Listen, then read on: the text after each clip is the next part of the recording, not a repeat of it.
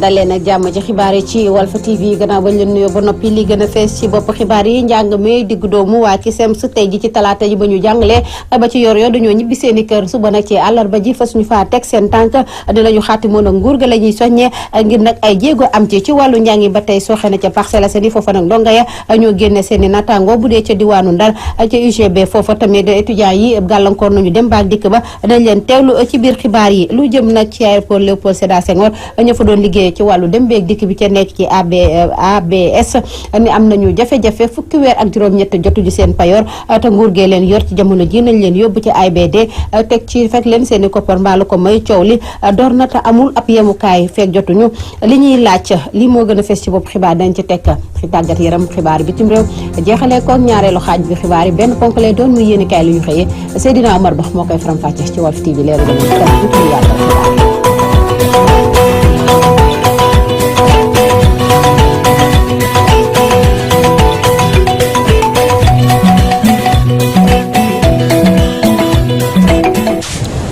dal leen ak jàmm ci xibaar yi yaatal bi dañu koy tàmbali ak CUSEMS tey jii ci talaata ji dañoo jàngale ba yor ñu ñibbi seen i kër ñoom jàngalekat yi suba ci àllarba ji nag fas yéene wu ñoo teg seen tànk ci dara yi di laajaat nguur gi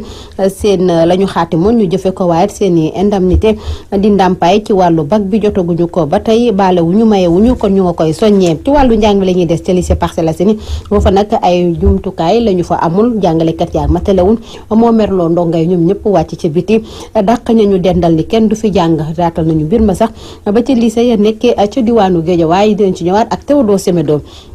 ci njàng yi ba tey fa mu sooxe mooy diwaanu Ndar foofa nag UGB ba di daara ju kawe ji ñii di ndong étudiants yi ñoom ñoo gàllankoor dem baak dikk ba ci route nationale numéro ba leen romb ne nag lépp loo xam ne rek mooy ay liggéey yu ñu fa boo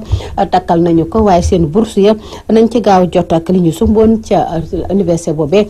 te gisaguñ ci ay jéego moo leen merloo ba ñu wàcc ci mbedd mi ñu dellu si waat Ndakaaru fii wutali aéroport Léopold Sédar Senghor tëj nañu ko waaye nag coow la des na fa ndax am na ay liggéey kat yu ñu fa bàyyi ñuy laaj seen fukki weer ak juróom-ñett ci payoor teg ci ABS ba ñu nekkoon di yëngu ci wàllu dem beeg dikk bi ñu yóbbu leen ci AIBD bu bees bi boobaa ñu mën a wéy seen liggéey table nañoo ñaxtu bu ñu gisul lu ñu bëgg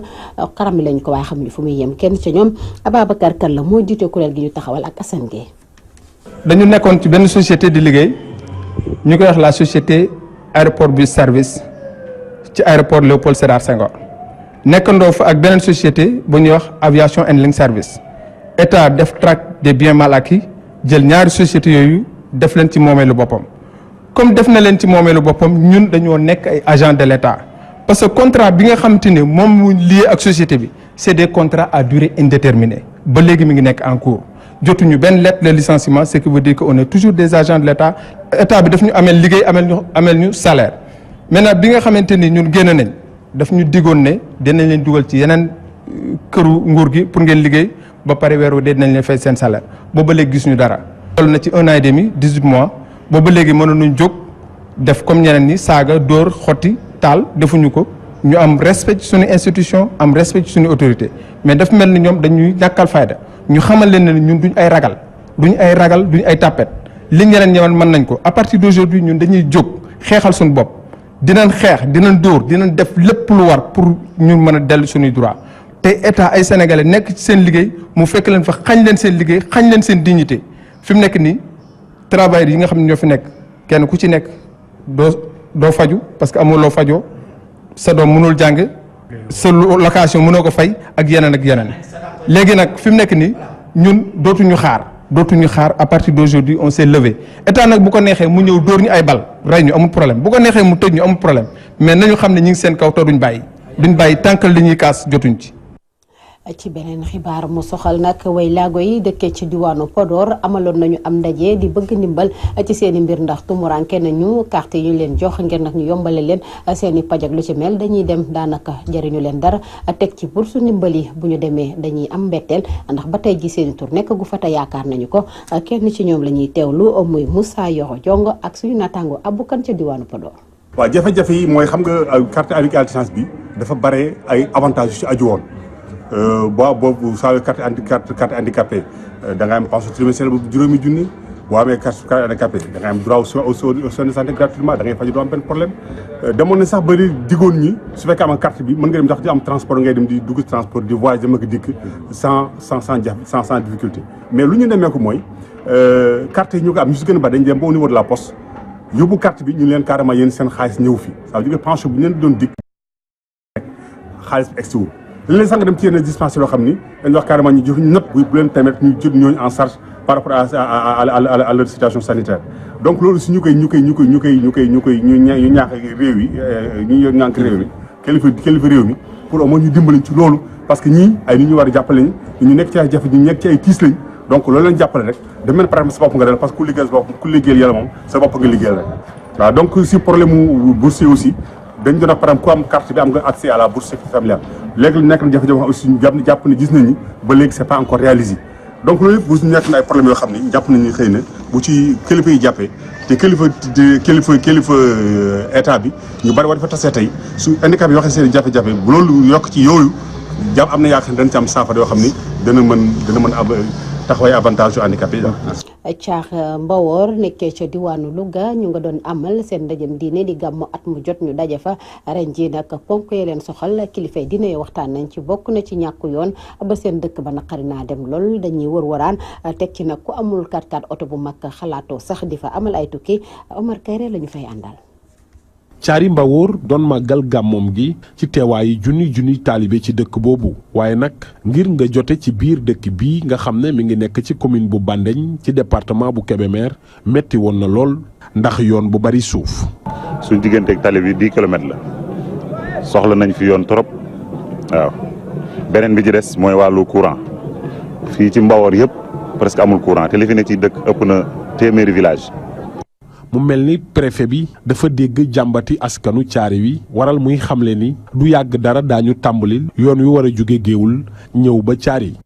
yoon wi ci programme gouvernement bi la bokk suñu yàlla dimbali woon xëy na tey bu nuy ñëw kenn du am jafe-jafe yegsi xëy na du egg carrément waaye daanu mën am fu nu jaar ba egsi fii te du doon ci ay jafe-jafe suuf. waaye nag liggéey ba dafa demoon ba tàmbali mu am ay wax yu ca ne te administration bëggul coow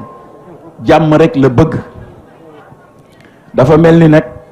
am nañ ci ubbeeku kon ñu sant ci yàlla bu baax ñaan sëriñ bi rek mu yokk ñaan xëy na bu nu yàlla dimbalee balaa yàgg tëli bi dana jóge Géewul dem Saare Daawo te fii lay jaar. Serigne Moustapha Mbacke imam ci message am bi nga xam ne porte parole am bi jàllale na ko dellu siwaat na ci solo gu yoon woowu am solo daat na fay jaare it di naqarlu doomu aadama yi nga xam ne ñoo ngi leen di jaay fële ci Libi. ndax way jërëm ma da daan wax ne du fekki tali koy fekk si kon ku yàlla dimbali tali bi dana fi romb te dana dem ba Saare Daawo mu wax ne nañu doyloo li ñu suñu borom jox. te delluwaat ci li nga xamante ni moom la Serigne Touba digle mooy liggéey ak jaamu yàlla loolu buñ ko defee yaakaar naa ne duñ fi jógee mukk di dugg ci ay gaal di dugg ci ndox wala di dem bay dem ci ay réew yoo xamante dañoo mel ne ñun ñu dañuy jàpp ak njaam te njaam jeex na loolu xam na ne Nations Unies dindi woon nañu ko lenn lu fi nekk ci xeet yi xam na ne nekku ci xeetu boddante sax amatut waxuma la ak di jàpp njaam Serigne bi nag ne nañu yaraat na kon gone yi waaye nag état la ko war mooy mu dimbale leen ba bu nit ñi dellu see ñu am luñ leen fi téye te wax nga ko léegi. bokk na tamit ci li nga xam ne seetlu nañ ko bu baax ci gàmm googu teertu bu mag bi nga xam ne moom nañu teeru ki nga xam ne moo di Serigne Moussa Mbacke Nawel nga xam ne at mu nekk day ñëw fekke si bés boobu ànd ceeg Serigne Moustapha Mbacke imam Oumar Kayre Louga Walfadjri. Omar Kayre beneen gox buy fàttali ñoom it seen i tawat muy nag gox bu ñuy wax Passy nga yéen ñetti junniy doomi aadama ñoo fay yewoo ca département bu Nioro la nekk tolof-tolof ya bari na lim nañu ñàkkum ndox mu sell mu ñu naan la gën a jaaxal nag mooy seen jàngi doom ndax nee nañ école ba fa nekk ñaari jàngalekat ak ñooy ay loo ndongay jot na ñu gestu leen ci seen i tawat Alassane Ba moom lañ fay fekk. lu toll ci ñetti junni bani aadama yu dëkk ca Passy nga yéen génn ci mbedd bi takk ay morso yu xonk ngir wone liy metti ci seen dëkk bi nga xamante ni dañu leen bàyyi ak seen bopp ca njëlbeenu amuk indépendance ba léegi. depuis ñu am indépendance ba léegi dañoo gisut lenn loo xam ne nii état def na ko fi wala commune bi nga xam ne nii fi la ñuy yeewoo def nañ ko fi wala jéem nañu ko fi amul benn jéego boo xam ne nii am na fi benn forage lañ fi gasoon depuis 1985 ba forage boobu bi ñu ko gasee ba mu pare dañ ko fa kas romb ko fa dem seen yoon am nañ fi beneen forage boo xam ne moo nekk ñaareelu forage su commune Ngayène Sabax forage bi dañ koy jël yóbbu ko Jaba Thioyi te pourtant forage bi moo nekkoon deuxième forage su commune Ngayène parce que Ngayène nekk na dëkk boo xam ne nii dafa enclavé wu dafa ruqee ba ëpp te jàppale wu ñu ci côté yoon. ñàkk ay bërëbu fajookaay yi tax ñi la dëkkee ci dëkk bi di dem ba Gàmbi di fa fajoo loolee nag neexut leen benn yoon. li jëm ci wàllu santé amuñu poste de santé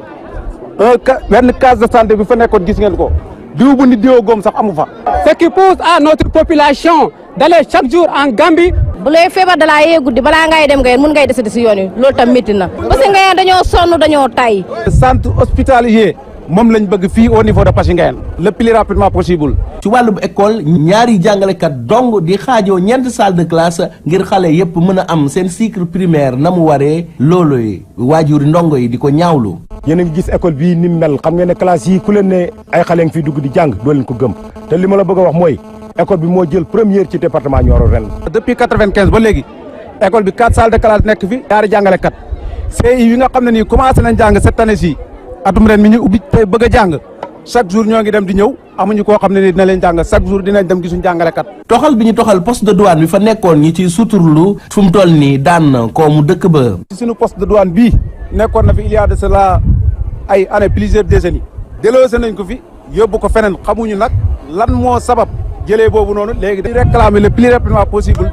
poste de douane boobu ñu indilaat ñu ko ci ñu gën a gaawee. yeneeni poñ li demee ni xëcc courant ci dëkk yépp yu nekk ci commune bu Ngayène utal mur clôture école primaire bu Passy Ngayène yëkkati nañ ko ci dox bu ñaxtu boobu nga xamante ni mbooloo mu takkoo takku ñoo ko doon amal ci barab bii bokk ci Ngoyane te fu mu toll nii nee nañ seen carte électeur rek la ñuy ngànnaayoo ngir daan régime bi fi nekk ci 2019 bu fekkul ni toxal nañ seen dëkk ba daw bokk ca Gambie Passy Ngayène Alhassane Ba Abdoulaye Dia Walfadjri. bu ñu jógee diwaanu Sine Saloum Kédougou la ñuy wutali waxtaane fa lu jëm ci wàllu gasum ruus ga ndax ca Tenkoto maire bu Sabodola dafa demoon fekk na fa nag ay tawat sol nañ ko ci nopp ba mu fees dell diggante ci nag ay saafara balaa yàgg suñu naataango Soli Brahima Dabo moo fa nekk.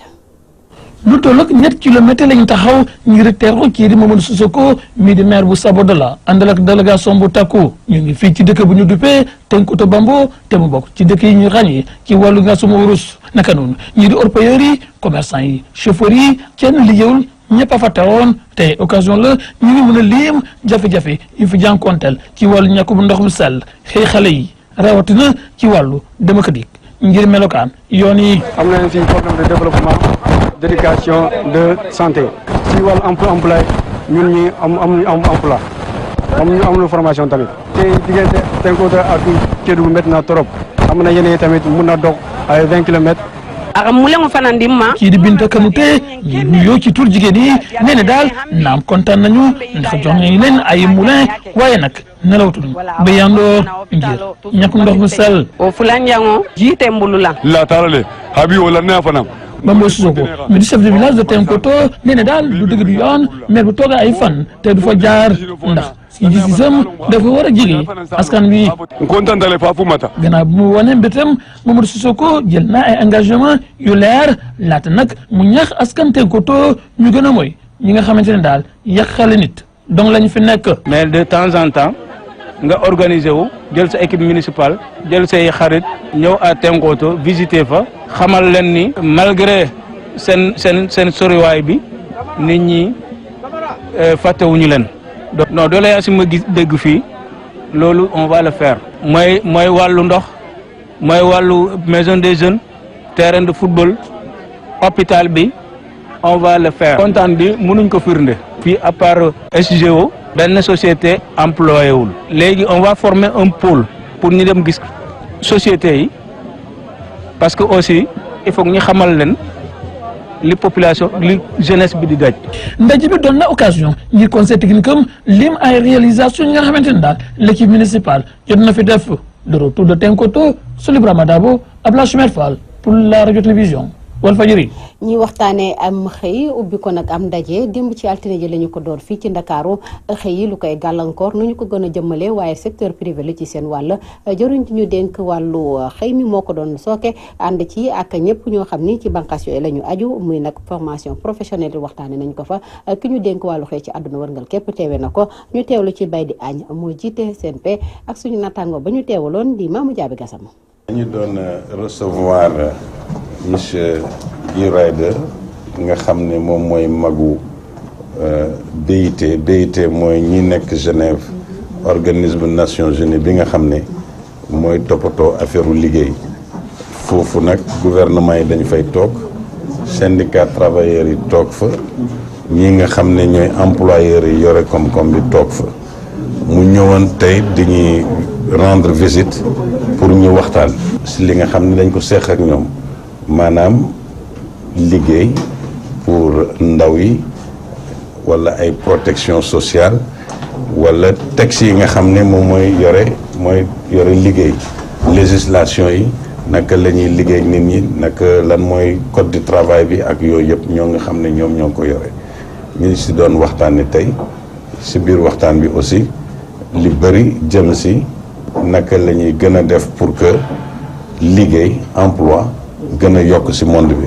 ba si jiitu nag mooy emploi yi nga xam ne si xale yi ñu ne nag loolu pour mu am na solo trop si ñu gouvernement yeeg ñëpp législation yi ñii mun di changer ñii gën a mun flexible maanaam mu gën a oyof wala ñu ñëw ñu ne pour liggéey bëri si dëkk kat am na solo trop pour que gouvernement yi aussi ñuy def réforme maanaam ñu ne environnement bi gën na baax parce que liggéey ak lu ñu mënta wax kooku secteur privé moo koy gën a joxe dugg. ci xibaar muy nag bay di aaj moom lañ doon teewlu moo jiite CNP doon wax ci ndajam mi ñu jagleel wàllu xëy di ko waxtaanee fii ci biir Sénégal te am gan ñi ko yor ci àdduna wërngal képp kilifa ga teewee na ko moom seppi nañ ci loxoom Aly Ngouille Ndiaye joriti ñu dénk wàllu intérieur ka ñu tabb bees ab ambassadeur la Seydou Nourou Ba moom la nguur gi jël ngir nag mu séq waxtaan bi nga xam ne war nañu ko def ak kuje gi ci wàllu dialogue politique bi dialogue boobee nag ñi ci joxe seen xalaat muy nag Moustapha Fall ci ni jàmm la yaakaar ne moo ci njëkk mu jiite dinañ ko mën a doon sax balaa yàgg mu wute lool ak gis-gisu ñi di féete ci kujje gi ni ñoom talaata ak jàmm tey ji la ñu dig daje taskati xibaar yi ca seen réunion buñ ca génnee xam ban tànk lañ ciy taxawee reportage Xoxaar Ndaw. gannaaw bu njiitum réew mi Macky Sall tane kii di Seydou Nourou Ba ngir mu jiite li nga xam ne moo di dialogue national bi woyu politique yi yëkkati nañ ay kàddu ngir addu ci bileb taneef Moustapha Fall Thié nekk membre ci APR mu ngi xamle ne bileb taneef président de la république lu ñu war a rafetlu la rax ci dolli nag ni waa kuje bi amatuñ lenn lu ñu lay. loolu kontaan naa si trop d'accord naa si parce que dañoo am opposition boo xam ne ay nit ñu sew lan doo amee ay nit ñu sew nag da ngay moytu yu sew doo deful yu sew rek duñ mën a def seen jëf ju sew liñ doon wax mbubboo mooy lan Aly Ngouille Ndiaye il est partisan APR la bokk et cetera léegi nag dindi nañ Aly Ngouille Ndiaye mu ngi toog di toppatoo ministre de l'intérieur am fal nommé nañ keneen kooku nag xanaa kenn du wax ni fii la far ak fee la fal ba tax na chinois bi nee na fenkat bi da nga koy topp ba këram noonu la ñuy def ak ñoom. Assane Samb doon njiitum taskatu xibaar yi ci journal bi ñuy dippee réew mi quotidien mel ni ku koy fellu tey xamle ni daal Seydou Nourou Ba am na liggéey bu mag bu koy xaar. waa Manko taxaw Sénégal ak waa fële wattu Sénégal ñoom ñëpp di coalition yu ëpp doole en tout cas parti opposition yu ëpp doole fa la ñu nekk ñooñu nangu ñoon bokk ci débat bi parce que dañu jàpp ni ku sa wujj di sëlëm doo set moo donc Aly Ngouille Ndiaye moo leen dérangé comme ni leen Abdoulaye Daouda Diallo dérangé woon li nga xamante nag Seydou Nourou Ba war na ko def man li ma jàpp mooy dafay annuler lépp lu ñu doon débat lu ñu doon waxtaan mu reprendre li ñuy wax terme de référence yi maanaam ponk yi ñu war a waxtaanee mu defaraat ko lancer waat invitation yi ñëpp ñi ñëwul ak ñi ñëw ñu reprendre ay dates yu bees loolu man laa jàpp ni moom la ñu mën a def pour que ñu mën a convaincre ñi nga xamante ni seen xel dalul woon ñu ñëw mën a toog nag waxtaan ci li nga xamante ni moo soxal réew mi. ñi di parti yi fare ci kuje gi nag nangooguñ yey yàbbi ci mbir mi gannaaw buñ fasee yéene amal ab ndaje ci talaata ji ngir xool ana ban doxalin la ñuy tëral loolee nag ki ko xamle moo di Mamadou Diop Decroix. ci wàllu ndaw ñi tàmbaleeti nag di dem ci yeneen i réew muy mbëkk mi di lor ay doomi aadama yu bari lan moo leen ci yóbbooti demoon nañu fa ñu ëpp lu ñuy déparé muy nag ca Yaraax ak la ko wër Roqaya Tooga fay lañ ci yàndal. coow li ci mbëkk mi di wéy ba tey ci réewum Sénégal la xew ci li bi waral ko mbëkk mi laal dëkk yu bëri rawatina Sénégal yi ko sabab bari lool ñenn ñi di ko lim ci jafe-jafe yi ñuy dund ci suñu kër yi. li ko indi mooy ñàkkum xëy xale yi ci la bokk. fii ci Yaraax en 2007 perte nañ ci fi ay xale yu bëri yoo xam ne ñu ngi des ci biir géej gi. léegi départ suñu Yaraax léegi yeneen koñ la ñuy dem maanaam lu mel ni ay Mauritanie jaar Algérie dem côté Libye. pression familiale am na. c'est vrai mais le principal responsable c'est l'État parce que moo wutal xale xëy. ñu fekk ko ca tefesu Yaraax Adama Seck di ñu xamal ni fitna bi njaboot yi teg ndaw ñi moo waral mbir mi mu siy joxoñ baaraamu tuuma waajur yi. ñaari parti waajur yi la yenn ay xale yi la mais yeneen yi seen i morom day dem ñëw ñu gis seen i morom andi ñoom amuñu ko ñu bëgg a commencé daal sa kaw yi mu leen tere woon te fekk tamit li yàlla xam doy na moo tax nga leen tere man de sama doom dama leen tere nañ bàyyi xale yi ñu toog ci liggéey nit ki fa tekk sama sa fekk la fa gémmiñ gi yàlla xam rek moom itam war a suturloo woon nañ bàyyi xale yi ñu def si dem leen sa morom am na li sa morom état sal na yaayam tabaxal na ko yóbbu na ko màkk rek lañ bàyyi financement boobu jox xale yi ku ne li nga war a am di nga am balaa ngaa génn àdduna si yàlla àndee. mu yem ak moom xalaat waa ji di ñu xamal ni li leen ci mën a fekk bari na loolu. mun nga voyager ba pare nga dem fa surtout fa nga jàng tuuti mënoo génn ci réew ba pare tu n'as pas de métier jàngoo tu maîtrises pas la langue nga bugg a dem dëkk jàmm encore da ngay gën a sonn gis nañ gars yi ñu dundee Libye dafa metti.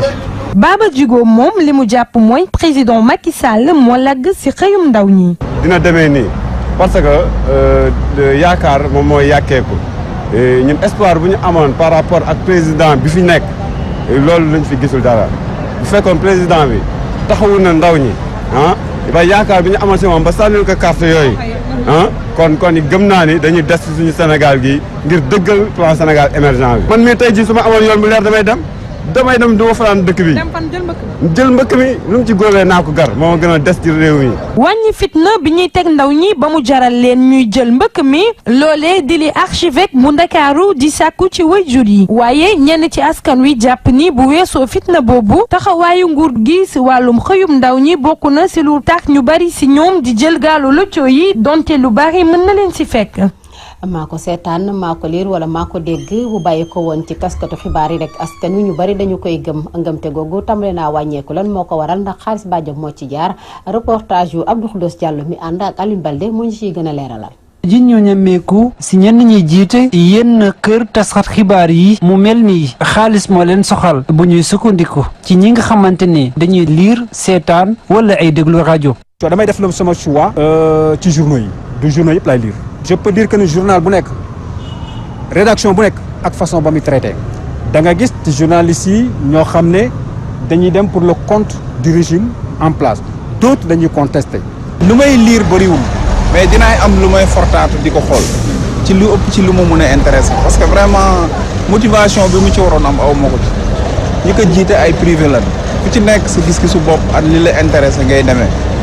su la jëriñee nga pousse fa pour say journaliste ñu wax su la jëriñul nga bàyyi ko loolu laa constaté. noonee sax ñoom ñu jàpp ne. accusation yi bari na ci presse bi da ngay dégg benn événement ñu traité ko noo xam ne duñ dem ci source ba kooku fléau la kër yaa ngi tas à cause de la presse ñu ngi ridiculiser des personnalités à cause de la presse. donc li may wax foofu mooy code de la presse bi nga xam ne moom la ñu initié woon ça tarde à venir. waaw booy suivre débat booy suivre situation politique Sénégal situation économique et situation judiciaire Sénégal boo koy suivre da nga xam ne journaliste bi ñu def ay seen émission wala bu ñuy bind boo liiree da nga xam ne ñii dañu bind mais li ñu bind amul dans le fond sur le fond amul crédibilité dañu am fu ñu féetee alors que dañu war a nekk un citoyen neutre.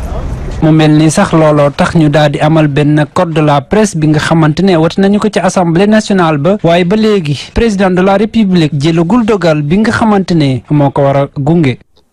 tiis ak njombe amati ca Parcelles Assainies doomu Nigéria la faat nañu ko def ñaawteef bi ñu njoxti ni moom la teg nañu ko loxo ca polisu Parcelles Assainies Théodore Semedo.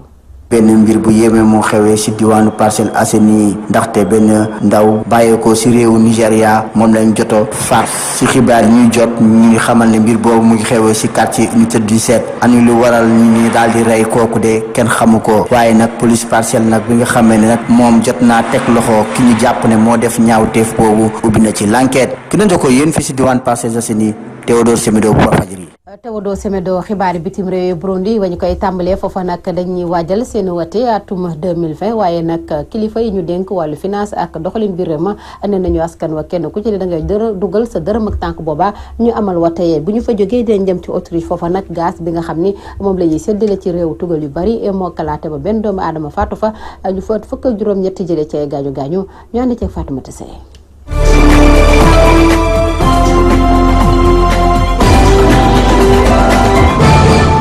gouvernement bu Burundi moom nag daal dina sàkku ci askan wi jamono ji ñu daal di dugal seen loxo nag ci lu ñeel koppar yi nga xam ne nii moom la ñu fas yéene def ci élection yu 2020 dëkk boobu nga xam te ni mu ngi ci xolu Afrique nekkoon ci ay jafe-jafe nag ñaari at a ngi nii ci wàllum politique ñol-ñol gi mel ne fa tulleeg Mali ñaari jëwriñ ji ki ñu dénk wàllum biir réew mi ak ki ñu dénk wàllum koom gi ñoom nag ci altine jilee daal dinañ wane ab ndigle goo xamante ni daal sàkku na ci askan wi ku ci nekk mu daal di nag joxe ay koppar yoo xam ne daañu ko mën a dolli ci li nga xamante ni moom mooy élection yi ku jege nag daal nañu lànk lu ni mel gis ne ne daal mbir yi daal ak sàcc la rek gu ñu jël rafetal ko observateur bi nga xamante ni moom mooy xeex lépp lu ñeel ci wàllum mbuxum ak luubal koppalu réew mi di ab ONG boo xamante ni daal mu ngi dox ci lépp loo xamante ni jëm na ci nguur gi ak nañu koy doxalee moom daal dina ñaaw lu ni mel ba mu yëkkatee ay kàddoom ca AFP xam le ne daal te sax mbir yi day nduru nag dañoo wañ loxo askan wi laaj leen ay koppar te du seen coobare.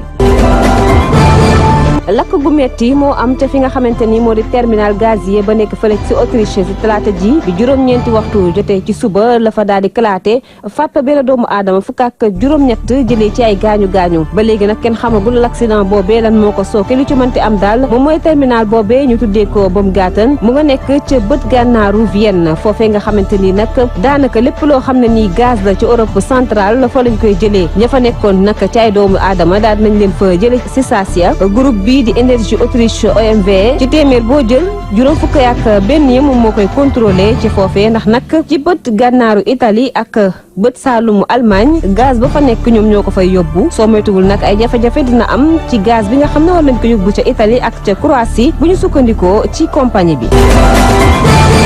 Emmanuel Macron ci talaata jilee ca Paris mu fas yéene fa nag ubbi li nga xam te ni moom mooy sommet ñu jëmee ko ci li nga xam ne moom mooy wàllum climat bi yemmook nag ñaareelu anniversaire bu accord de Paris ay njiitu réew yu bari ñu ngi leen fay xaarandi ca capitale ba ngir nag fexe ba nag daal di joxe xaalis ci li nga xam ne ni moom mooy wàllum financement bi ndax boobu lépp projet ngir ñu def ko faaw nag ñi daal di génne koppar yu baree bari ngir xeex wàllum changement climatique gi sommet boobu nag kii di Donald Trump kenn woowu ko fa ndax nag États-Unis ñoom dañoo génne woon seen bopp ci accord ci wàllum climat boobee lu ci mënte am mooy ne Washington moom mi nga xam ne nii ne woon na dina joxe lu toll ci ñetti milliards ci ay dollars ci fond bi nga xam ne nii mu nga jëm ca mbootaayu xeet ga ba léegi nag genn wàll ga sax joxeegu ko.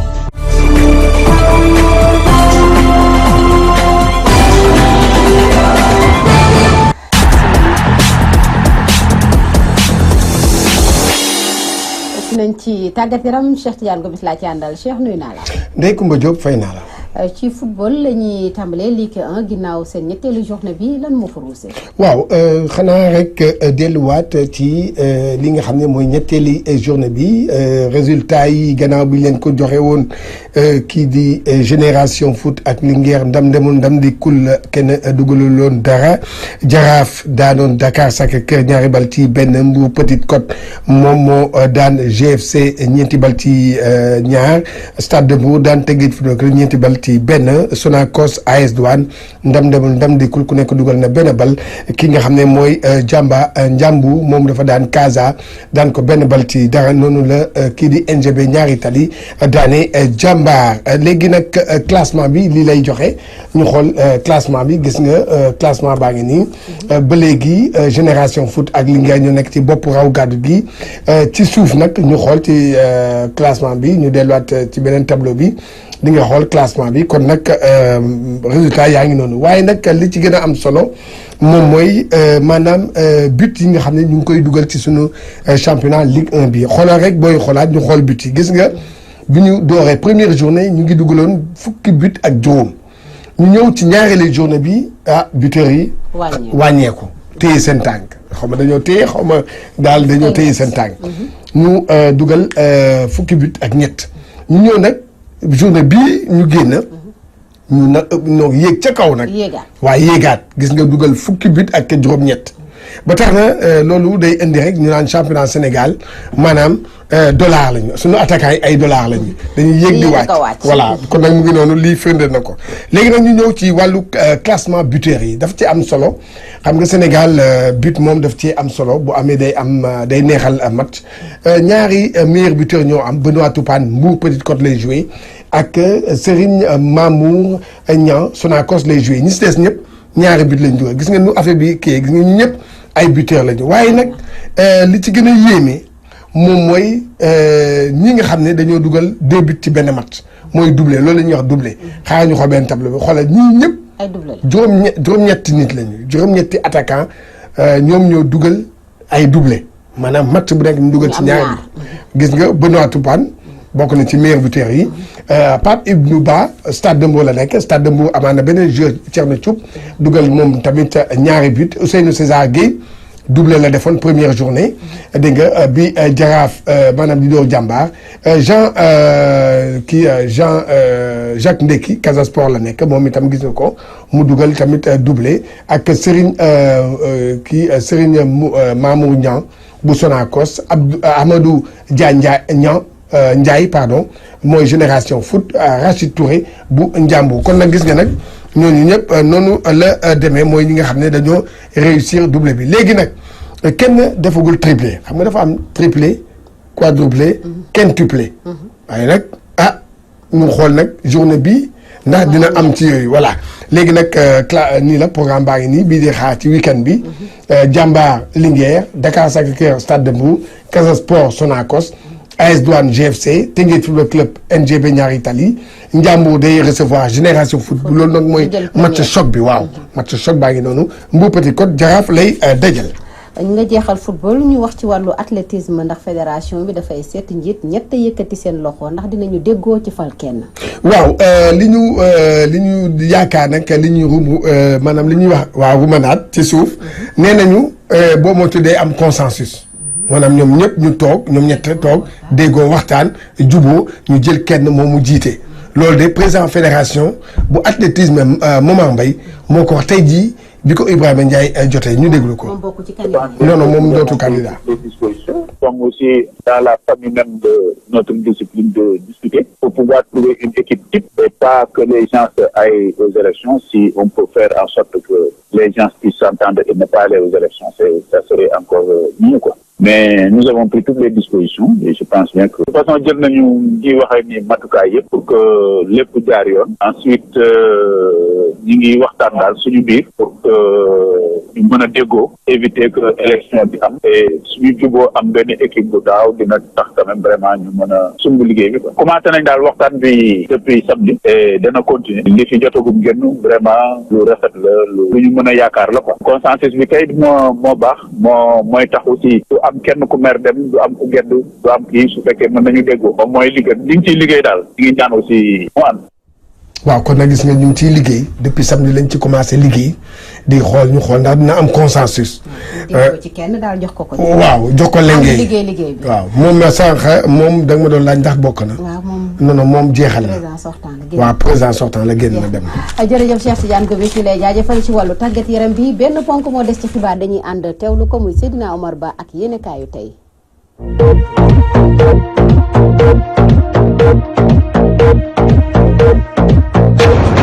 bu amee ñu àndul ci Seydou Nourou Ba mi njiital réew Macky Sall tànn ngir mu jiite dialogue pour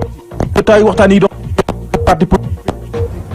parti démocratique Sénégal lañu yéene kaay gi Walf Fadjri ne bu ñu sukkandikoo ci Ababacar Gueye mi yore kàddu parti bi muy Seydou Nourou Ba di keneen a ci yem ñoom dañoo gisul lan la mën a soppi dégg nañ yooyu ay ñu naan parti non aligné yi ak lenn ci parti politique yi féete ci ku jégi ñoo ko tànn laataa ñu koy proposé njiital réew mi Macky Sall ñoom waa PDS nag am nañu mat gu doy nii duñu soobu wala ñuy wax ci ay tànneef yoo xam ne ni amaana mi ngi bàyyeekoo ci njiital réew mi Macky Sall bu dee Abdoul Mbaye mi njiital ACT di Alliance pour la citoyenneté et le travail moom nee na xam na Seydou Nourou Ba bu baax xam na ne ab fonctionnaire la bu fonkoon liggéeyam waaye nag mosu koy xamee ci ay élection ak yeneen yu ni mel professeur Babacar Gueye jiite mbootaay gi lëkkale kuréel yi wuyoo société civile ni loolu di tànneef bu baax la njiital réew mi Macky Sall mënul woon am keneen ku gën Seydou Nourou Ba mi yéene kaay gi di réew mi ne bu ñu demee ba ñëpp ànd ci tànneef gi bu boobaa warugar lay doon ci nguur gi mu dooraat waxtaan yi la ñu waxoon ak la jotoon a tënk yëpp ci waxtaan yi fi njëkkoon a am lépp ñu faase ko te tàmbale waat ci tus tàmbali jafe woon na Amadou Ba mi jëwru ji dénk wàllu finance ci nguur gi def ko démb ci kanamu député yi yéene kaay gi di Zoom info ne ba mu ne asalaamaaleykum ci la ko soxna ay dëmbooj dagg tàmbalee dal ci kaw Moustapha Niass mi mu ne nekkeewu fi lul di jalgati sart yi tënk péncum ndawi réew mi ndax dafa xamul ci fan ak ci lan la sukkandiko ba mu ne du ko jox kàddu Moustapha Niass jëm lu nekk ngir xamal ko jëf yi mu def ni fan la ko teg dem na sax ba jox kàddu ñaari njiital groupe parlementaire yi ay mbiru ñi ngi mi njiital groupe parlementaire bu coalition Benno Bokk Yaakaar ak maître Madické Niang mi njiital groupe parlementaire liberté et démocratie ngir ñu seede ko ci lii mu def ni waaye taxul soxna si dégg leen xaacu dëgg la def ba Amadou Ba mi jëwru ji ñu dégg wàllu finance ci nguur gi dafa ne pat waxatul ndax jaaxle yéene kaay gi Walf Fadjri ndaje moomee député yu féeti ci ku jigi dañ kaa mujjee gedd ndax ku ci mel ni maître Madické Niang moom dafa wax ne groupe parlementaire bu mu jiite du wote ab budget boo xam ne anam bi ñu ko moolee jaaru ci yoon li jiitu ci jalgati yi moo di secrétaire d'état yi ñuy sàkku ñu nattal leen ay koppar naka la ñuy jëlee ay milliards di ko dugal ci ay bànqaas yoo xam ne nit amatul gouvernement bu bees bi amatul secrétaire d'état ña fa nekkoon ñëpp dàq nañu leen ñu wëlbati courant dañ leen di nattal ay koppar yooyee bu ñu ko nattee ana fan ngeen ko nar a dugal beneen jalgati bu ñu gisaat ci budget bi moo di téeméer ak ñaari milliards yi ñuy wax ne dañu koy woteel ministre porte-parole du gouvernement muy loo xam ne dañu jàpp ne waruñu koy boole ci budget bi leen ndax kii doonoon porte-parole gouvernement bi di Seydou Gueye dañu kaa mujjee tab bu def ko muy secrétaire général gouvernement bi bon téeméer ak ñaari milliards yooyee ñu ko bëgg a woteel dañoo xamul ana fan ngeen ko nar a dugal beneen jalgati bi ko gën a métti bu ñu sukkandikoo ci maître Madické Niang moo di njiital réew Macky Sall mi ñu autorisé ngir mu lepp ngar daaju ci turu Sénégal ab bor boo xam ne ni mu ngi toll ci junniy milliards yu teg juróom benn téeméeri milliards yu teg juróom-ñett fukk ak juróom benn ci suñuy koppar muy xaalis boo xam ne ni dafa ëpp bu ñu xoolee soxla yi ñu yittewoo ci at mi te xaalis boobee bu ñu ko jëlee boole ko ak li fi jot a nekk dinañu yóbbu ci ab budget bu toll ci ñeenti junniy milliards ci suñuy koppar yéene kaay gi jëlee côté yéene yi la ponk ak yeneen lu ci demee no fonds commun muy ay ndàmpaay yu jël di ko jagleel liggéeykat yi nekkee ci ministère des finances mooy li metti opposition bi moo tax jeexaluñu ndaje mi dañu kaa mujjee gedd dem seen yoon waaye nag balaa ñoo dem yéene kaay gi di Vox Populi mi ñuy xamal ne amoon na ab giitangaas gu doxoon ci diggante Ousmane Sonko ak ministre Amadou Ba lépp rek mu ngi tukkee ci kàddu yi mu jiital Pastef yëkkati di sàkko ñu bàyyi ministère des finances bi ñu jàpp di ko politiquer jël say rak wala say jarbaat dugal ci biir te amuñu benn compétence Sénégal dafa jot ñu mel ni Côte d'Ivoire mbaa Togo réew yooyee duñu jël nit ki di ko jox yenn fonction yi ci ay yaama neex wala ñoo bokk benn parti concours la ñuy def ñi jiitu ñu jël leen te loolu boo xoolee ba xool mooy dëgg dafa am yenn fonction yi kenn waru koy politiquer dañoo war a xool ñi ko yeyoo ñu jox leen ko Amadou Ba moom it bu mu jëlee kàddu dafa xamal député yi ne leen kii nga xam ne ni moo di bëkk néegam xamul tax ci ban parti la bokk ministère bi mu yore am na ci ay cadre yoo xam ne dañuy politique xamul ci ban parti la ñu bokk ñoom itam ndax loolu yitteelu ko li ko yitteel moo di li ñu ko dénk muy ministère des finances mu doxal ko nu mu waree Ousmane Sonko mii di wax ni ba mu nekkee impôt et domaine dafa taxawaloon parti boppam waaye mësul dégg kenn wax ci moom ci boppam xam ne ay inspecteurs yoo xam ni 8 heures seen bureau la leen di fekk waaye waxtu wu 13 heures jotee ñu bàyyi seen liggéey sol seen i pantalon yi jin daal di utali place de l'Obélisque naan dañuy politique moom la ñu bari wax ne moo laqatu ci gannaaw dossier Khalifa Sall bi yéene kaay gi di Les Échos ne gannaaw bu mu jëlee dossier bi yóbbu ko correctionnel léegi ëllëgu Khalifa Sall mu ngi ci loxol ñetti juges yi muy Maguette Diop jiite woon fi UMS di kuréel gi ëmb magistrat yi nekk ci biir réew mi ak yeneen di ñaari juges yi koy jàppale ci liggéey bi muy Pape Abdoulaye Donde ak Elisabeth Thiam muy ñett ñoo xam ne ni buñ sukkandikoo ci ñi leen xam ay juges yu dal lañu jub boole ci yéene kaay gi di L'Observateur ne xanaa Maguette Diop waaye ñaari assesseurs yi muy Donde di Elisabeth ràññee nañ leen ci procès Karim Wade ñoom ñoo nekkoon assesseurs yi sunu naatangoo ne ñu ngi jëm ci ab procès bu nar a gudd lool te yàgg te ak mbooloo mi ci nar a teew dañuy ragal ñu toxal ko yóbbu ko ci salle 4. Seydina Omar Ba fi nga daanelee ci yéene kaay yem mook fi ñuy jeexalee li ñu amoon yéene yegg ko ci Walf TV leeru jamono di leen jaajëfal ci teewlu bi ajaratu Penda Jalage moo fare woon ci wàllu régie bi El Hadj Ousmane Sène ci wàllu réalisation bi jërë ngeen jëf ci ànd beeg programme leeru jamono ñu leen di ñaanal bëccëgu jàmm ak salaam